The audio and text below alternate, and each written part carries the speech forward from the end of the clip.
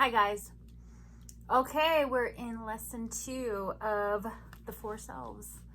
And man, I gotta tell you, every time I'm teaching something, especially when I'm teaching something new, life hands me all sorts of experiences and lessons to really anchor that in and remember it and live it. And so, of course, that's what's happened this week. So we talked last week about our cardboard cutout, blinged out, encrusted self, right? And hopefully you're at least thinking about that. I've decided I'm going to go ahead and make this into art projects in my art journal. I was just going to write about it, but I feel like this has been such a life-changing reminder.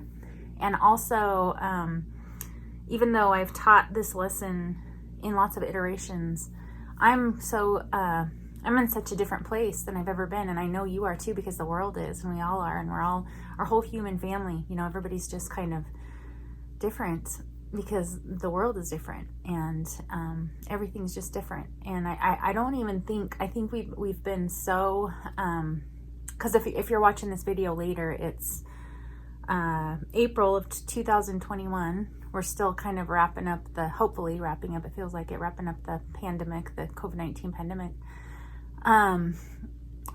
You know, the vaccinations are happening. I can't remember how many people have gotten them. Herd immunity is happening, but we've been in lockdown for over a year. So not complete lockdown. We've been in, what do we even call it, guys? Like, what do we call what we've been going through? Masked and social distanced, and some of us locked down too. So anyway, we're different than we've ever been. And so even if you have taken, you know, some of these lessons from me before, my teaching is going to be a little bit different, and your learning is going to be a little bit different, because we're all different.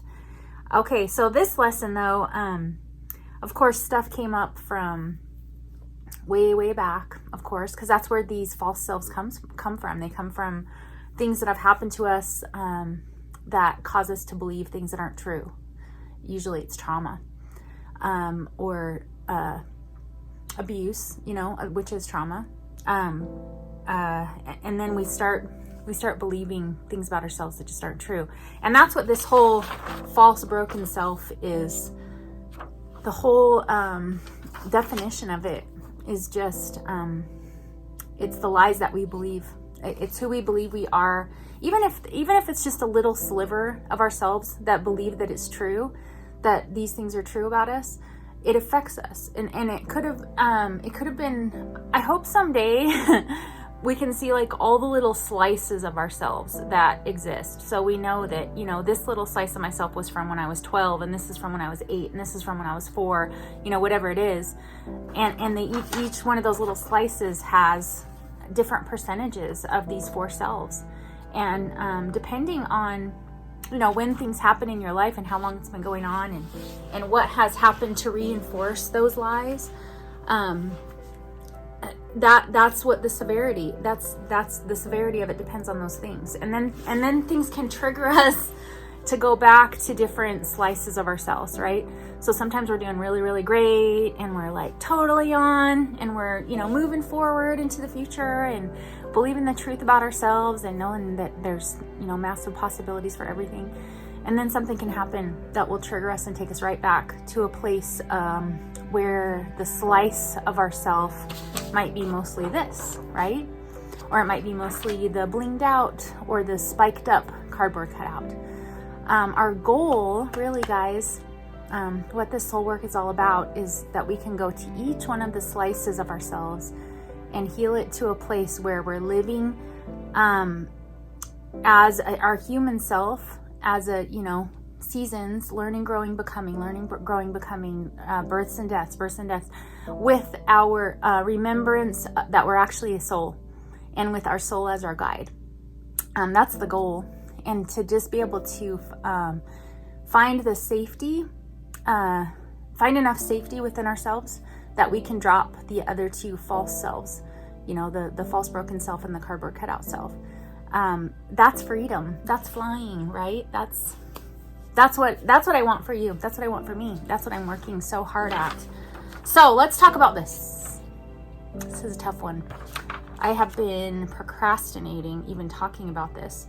One of the things that's happening to me right now, and I don't like talking about this because just because of some of the stigma that goes with it both ways, but I started really dealing with some really deep stuff, and I'm naturally just a non-confrontational person, but I started just facing some things, some abuse from my past, and some bad patterns of myself, and having to confront some really difficult things, including difficult conversations, and difficult confrontations, and sticking up for myself, and also taking responsibility for things that happen where, my part of things.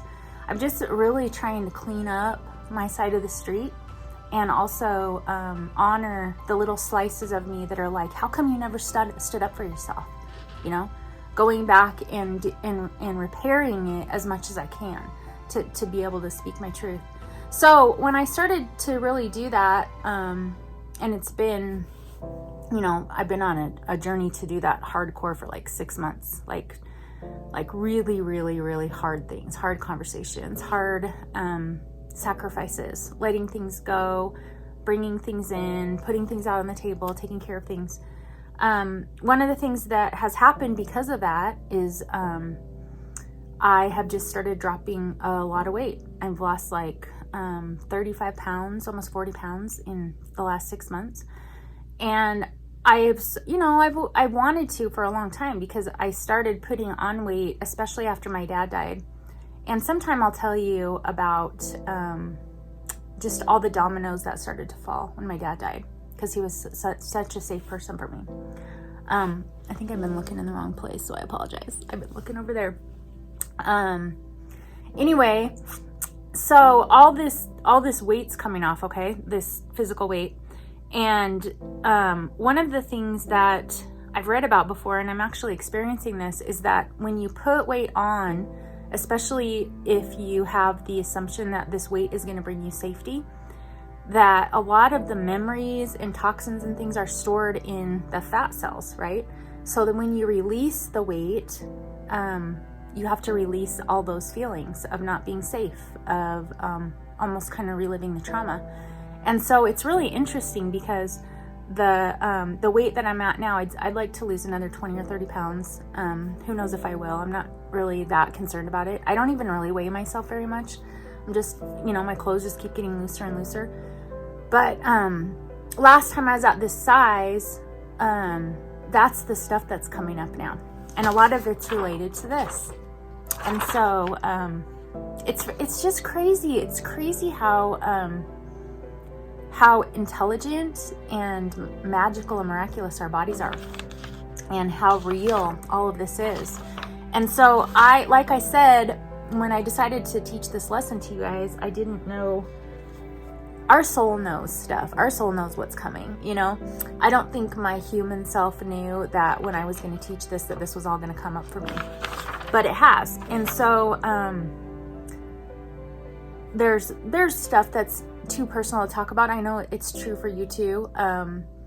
I have a lot of stuff to heal from way back, and from fairly recent. Well, I think we all do. But when I was ready for it to happen, it started coming to me, the things that I need to heal from way back, and some stuff I didn't even know happened. And sometime I'll talk about this. This is a tender, triggery topic, but yeah. So that stuff all came up. Memories and dreams, and just body memories, and so which is awesome, you guys, because if it's in your body and way down, it turns into awful things like anxiety and depression and cancer and chronic pain and insomnia and all those kinds of things. So I know that our bodies are so intelligent that when we're ready, to heal the things that we need to heal from get presented to us. And so I feel kind of like a really cool badass because I must be so strong that all of this stuff has shown up. I'm going to tell you something I wish, and something I used to wish until recently, to give you a chance to make a decision whether you're going to stick with me or not. I do wish I was just this put together influencer or whatever. I mean, I think I wish that, and I did, and I wasn't always talking about these kinds of things, but I know this is where I'm supposed to be, and I can't really teach this unless I know it and I'm living it. And so I feel honored and blessed that I'm in a place where I can guide myself and anybody else who wants to walk beside to go through these healing processes. I called this in for myself, you know. I was tired of carrying around so much emotional and mental weight and baggage, and also physical weight. And so if you're there too, just know that these hard things, when we're trying to go in and take care of all the messes that are inside of us, it's really hard at first, but man, I'm getting there. I'm getting to the other side of it. I just know that by what's happening to my body, and my spirit, and just where I'm at with being okay with a lot of the things that trigger me.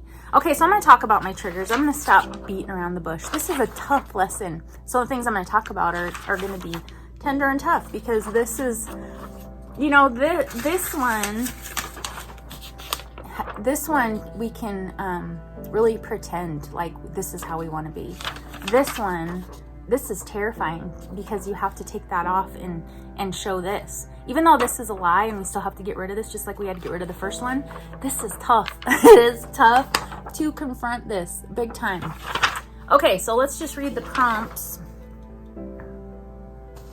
My false broken self, ways I bring this into my life. I'm often afraid that others will see my blank. I wish that under my smile and my confidence there was not so much blank. I'm actually afraid of looking at or feeling my own blank. I don't know if I'll ever be able to heal or get over blank. I'm terrified that under my layers I might find blank. Now, I'm not crying because I'm sad. I'm crying because I'm thinking about all the years that we miss out on because we think this is true. And that's really what I feel touched about right now. I feel a huge sense of urgency to get through to you, if you're ready to do this, that this is not who you are, and you have to stop walking through life like this is who you are.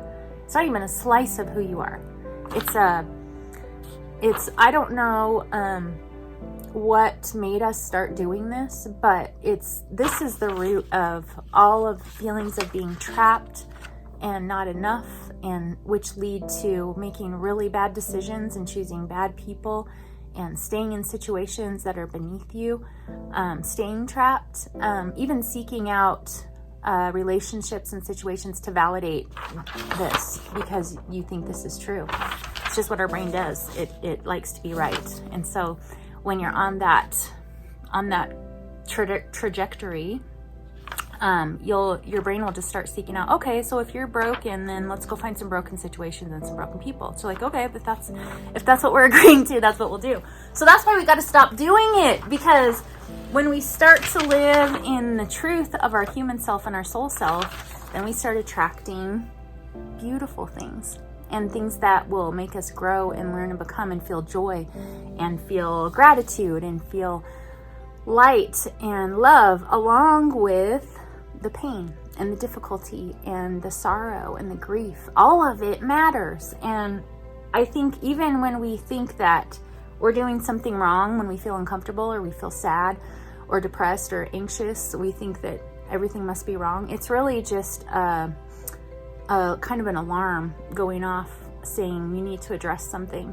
And it's actually a blessing to have those kinds of feelings, because it's an alarm. It's like something's out of alignment, and here's your little alarm, and get things back on track. So let's talk about these questions. So ways I bring this into my life, my false broken self. So again, I'm just going to be super vulnerable with you guys. And like I said, if I'm not for you, I totally get it. I totally get it. But I'm super dedicated to just being raw and truthful about this whole process for the rest of my life. And if that's not your cup of tea, then I bless you, and I hope, and there'll always be a place for you here. But I totally get it. I just can't numb or dumb myself down anymore. I can't wear this one or the blinged out one. I just can't. So you're gonna see all my seasons and my pruning and my the parts that are hard and the parts that are beautiful, and just the rawness of me. And that's what you can expect more of. Okay, so ways I bring this into my life is if there was like a channel that you watched on TV or listened to on the radio or whatever, each one of these things has a channel. And in science, they call it frequency or vibration. Even you might hear that a little bit. Even if you think it's woo-woo, it's actually scientifically proven that everything has a vibration. There are feelings that go with all of the vibrations. The very, very lowest vibration, the feeling that goes with that is shame. It's actually apathy and then shame. Apathy is caring about nothing. Shame is thinking that you're bad, and that's what you focus on. And so that's what this is. And so we need to remember this is the lowest vibration. And what that does when you're in a low frequency is it makes you super vulnerable to getting sick and just to lots of things, because you're not in your power. You're not up here in a healing state where your cells and your energy and everything is in its optimal state. So there's really good reasons to get out of this besides the fact that it's just not true and not fun, and it makes you sad instead of happy. And it's good to be sad sometimes, but we don't need to go around being sad because we're bad, because we're not bad and we're not broken. We have experiences that break parts of us, but we're not broken people. We have experiences that break, maybe they break patterns, let's say that. It'll break a pattern, and then we have the opportunity to try something new. Okay, so ways I bring the false broken self into my life.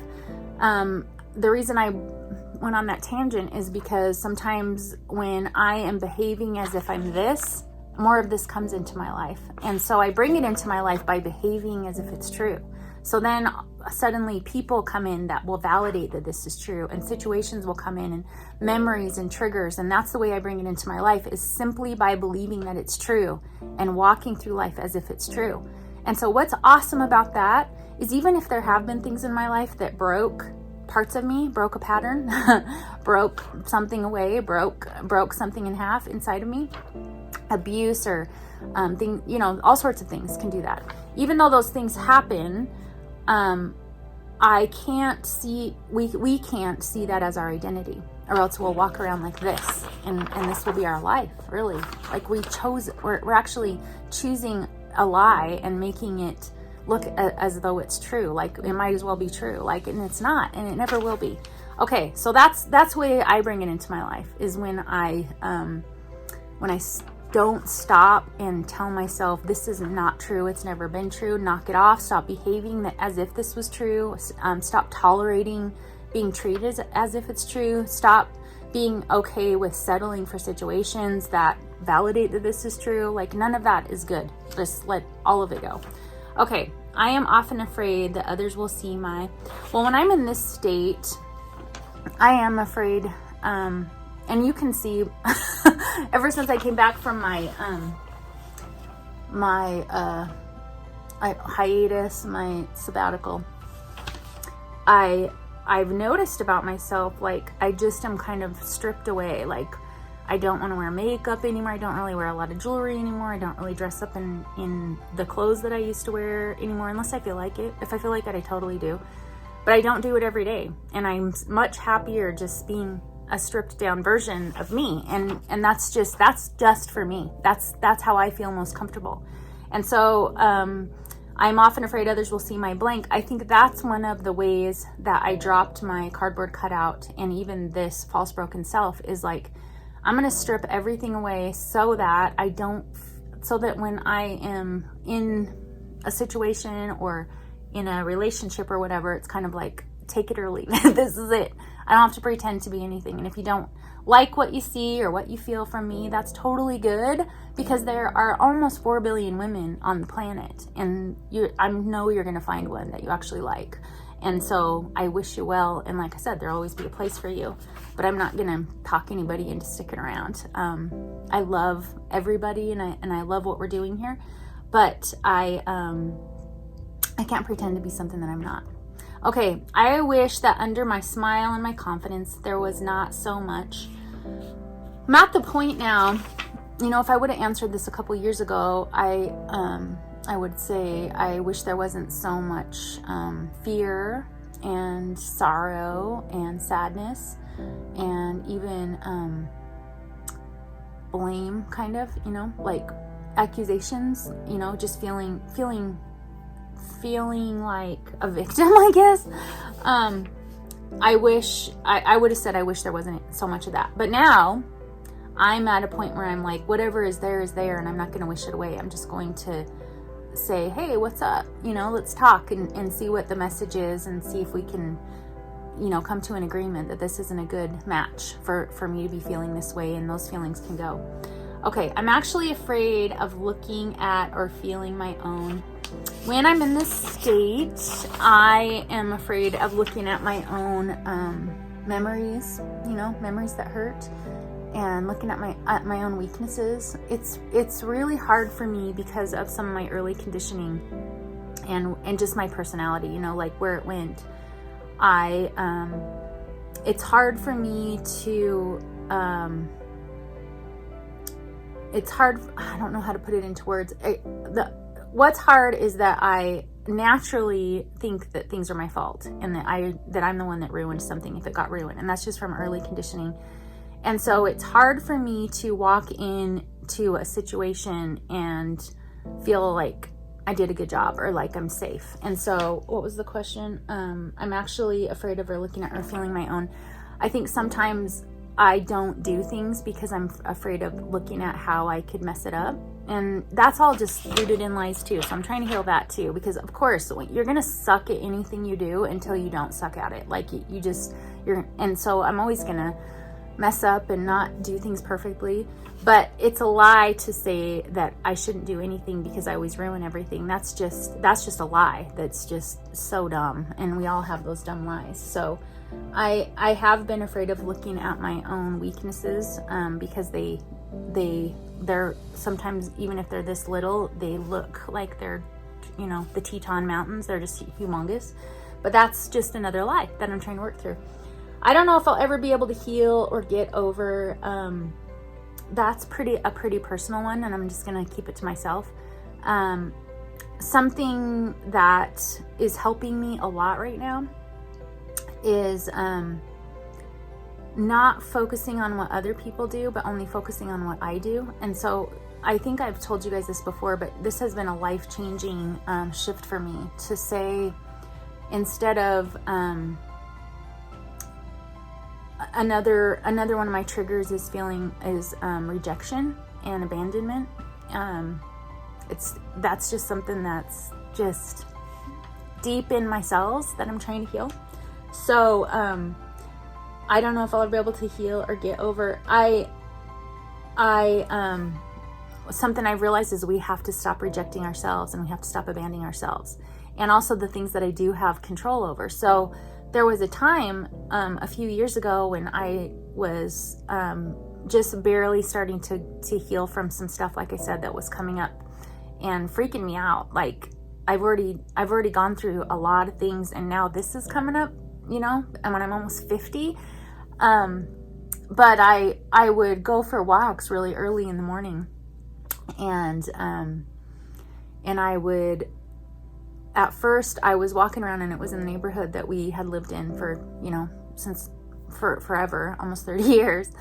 And I would walk around thinking, okay, like my mother and father-in-law were down the street, and I would look at their house and I would say, I'm surrounded by people who love me. They love me, and my husband loves me, and trying to make myself feel safe. And my higher self, my wisdom, really stopped me in that moment and said, that is not the right phrase for you. And the right phrase for you is not, I'm surrounded by people who love me.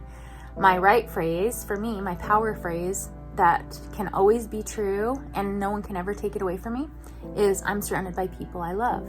And so when I stay in that energy, it doesn't matter how people feel about me. And I don't even think about it. I don't think about being rejected or abandoned or set aside. I think about what I can do to bring people in, and what I can do to belong to myself, and to belong in my own life, and to belong in my own little family and my marriage and things like that. So I don't know if I'll ever be able to heal or get over. I could have told you, like I said, like a year ago, I could have listed out several things, and now I know that I can heal and get over anything. And that's a good feeling. I didn't even realize that until I read that question. That's where I have gotten this year, from stripping everything away and dropping both of those dang false self cutouts. Okay. I'm terrified that under my layers I might find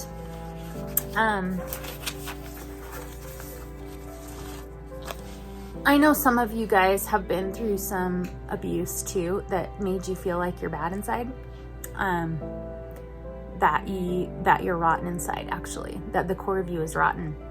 That's one of the cruelest parts of early childhood abuse of certain kinds, is that it just makes you feel like no matter how much good you do and no matter what you do, you will never be clean or good inside. And so again, I'm weeping because I don't feel like that anymore.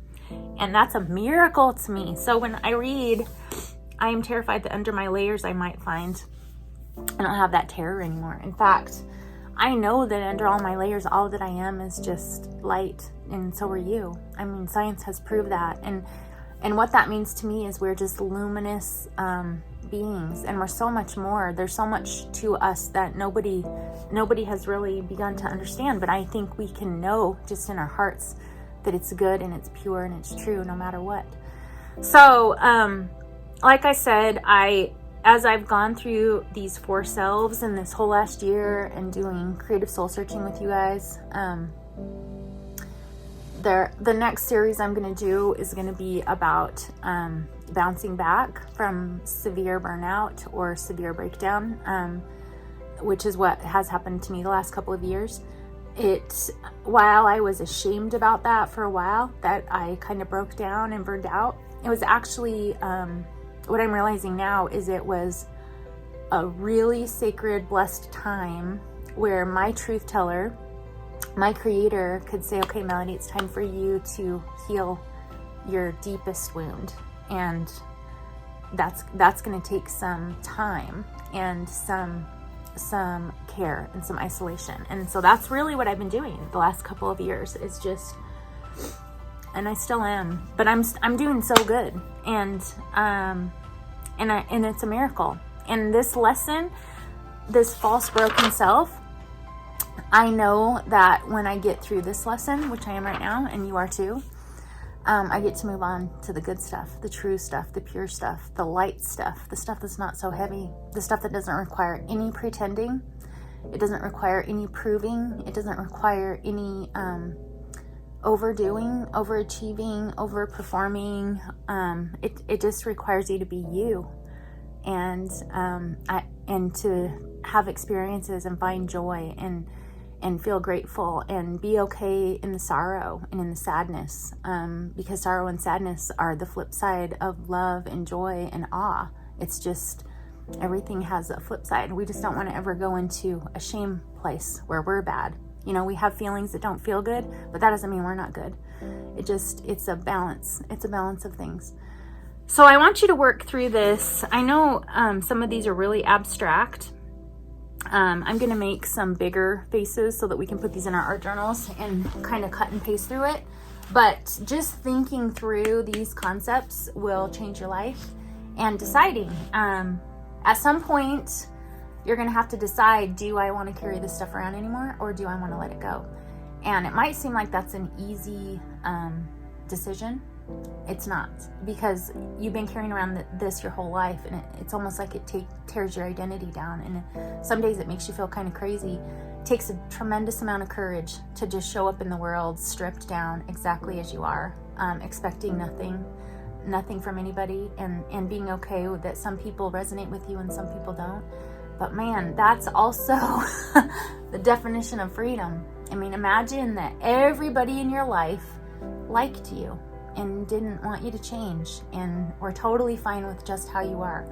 That might mean that there's less people in your life, but you never have to think about anything except just showing up and loving and knowing that you're okay just exactly as you are. That's freedom, and that's what I want for you guys. That's what I'm really starting to experience.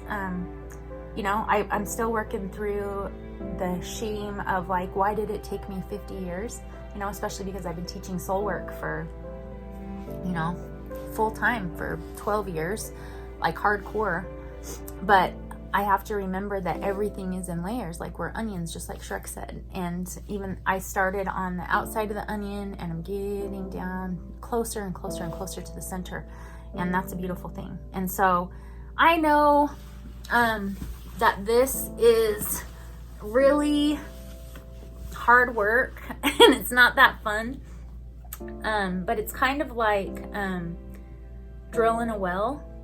That's how I feel. I'm in my life right now. I keep telling people I'm working on so many things right now that I keep saying I'm drilling a well, because it's really, really hard when you have a little thimble and you have to keep going a mile over there to get a drink of water. When we just take some time to sacrifice and do things that are really hard, dig a hole, keep digging, even when you don't feel like you're finding anything. At some point you're going to hit the water and it's just going to start flowing. It's a artesian well. It flows from an underground river. Artesian wells have an underground river, and so they're pressurized on their own. And if you dig deep enough, you're going to find your artesian well, and it's just going to start flowing. And that's what this soul work is about. It's about not having to drink out of a tiny thimble and go around life thirsty and scared. It's about accessing the well that is your birthright, the well of joy and wisdom and peace and complete okayness with yourself. Not just okayness, but a total sacredness. I'm so sorry I'm weeping so much. I just, this is so important, you guys. Like, the world is in so much turmoil, and the world needs us to show up in our fullness and show up in our, as light as we can, you know, not with the heaviness, as light and transparent and real as we can. That's what we need from each other. That's what we need for ourselves. Okay, I hope you're totally getting what I'm trying to say here, and that you'll work through this. I know these, like I said, I know these are abstract, and so even if you're just thinking about it, I'm going to be making it into art projects. I haven't known exactly how to do that, but I have some ideas in my head now. But at least we're watching these videos and having a sense of what these four selves mean. Like I said, my goal is for us to be living in our human self and our soul self together, partners, holding hands all the time, and being just okay with that. That would be so amazing. Imagine if everybody did that. Gosh, that's my dream. That's my biggest dream in the world, is that we can all just live as our human selves and our soul selves, and not pretend to be anything else, and not lie to ourselves and feel like we are something that we're not, and that we have to be something that we're not. Okay. So the PDF was in last week's. It's in the files in the Facebook group, and I hope you'll work through this. If not, thanks for sticking around for the lesson, and I hope you'll just think about it. Just thinking about it's going to change your life.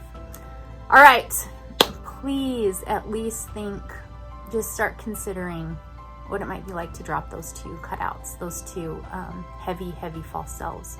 Even if you just start deciding that you're going to decide at some point, that's a big step. And I hope you'll decide that you don't need them, and that you can strip away and just be who you are. You're so magnificent and precious and wonderful. You're so easy to love, and you are important, and you belong. And I love you, and I'll see you next time.